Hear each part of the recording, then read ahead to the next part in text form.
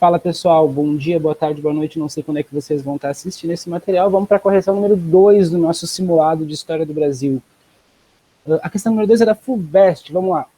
Em um balanço sobre a Primeira República do Brasil, Júlio Mesquita Filho escreveu: a política se orienta não mais pela vontade popular, livremente manifesta, mas pelos caprichos de um número limitado de indivíduos cuja proteção se acolhem todos quantos pretendem um lugar nas Assembleias Estaduais Federais.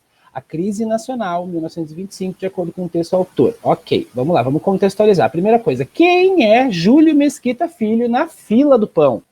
Júlio Mesquita Filho é filho do Júlio Mesquita.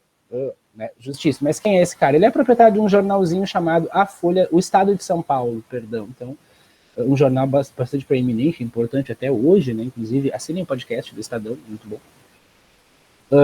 Mas dá pra gente ver que ele representa um grupo específico, né, gente? E vamos conversar um pouquinho ali, ó.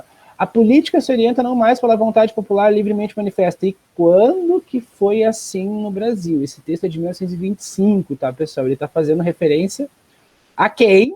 A quem ele tá fazendo referência? A questão da política oligárquica, ali, né, aquela questão ali da República do Café com Leite, ainda tá bombando ali em 1925, tá? A gente está falando de República Velha ainda.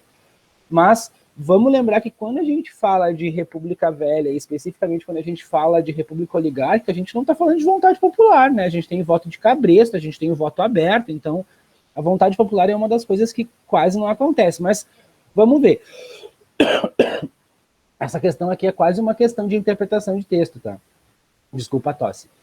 De acordo com o autor, a crítica à autonomia excessiva do poder legislativo.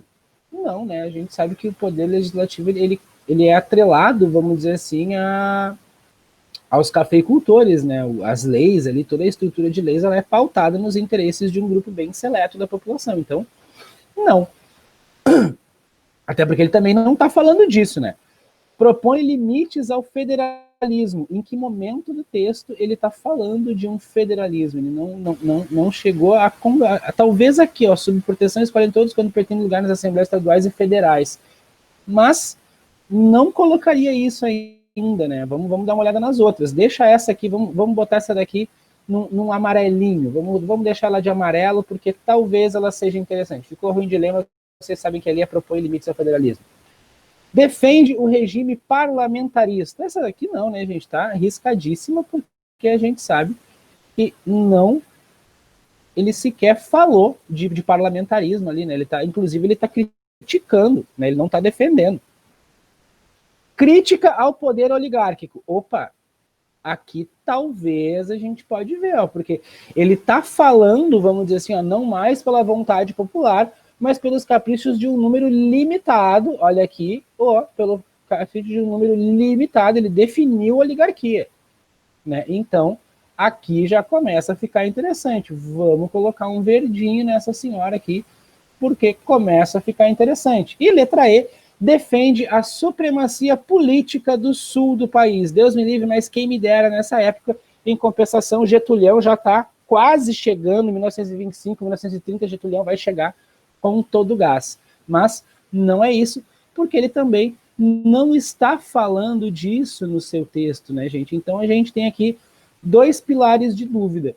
E, de novo, né, gente, a gente está falando de questões que elas lidam muito com a questão da interpretação.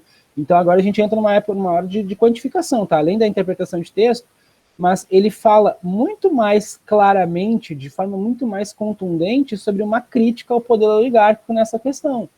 Então, a gente marca como alternativa correta a letra D, inclusive é isso que consta lá no simulado de vocês, certo? Na dúvida, vai para a interpretação de texto, tá, gente? E quantifica, né?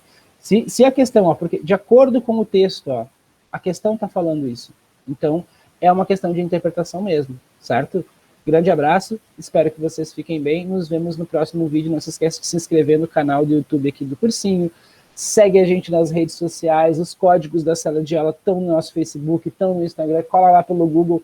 As aulas de História do Brasil acontecem a cada 15 dias, nas quartas-feiras, às 8h45, e espero ver vocês por lá. Grande abraço, fiquem bem, tchau, tchau.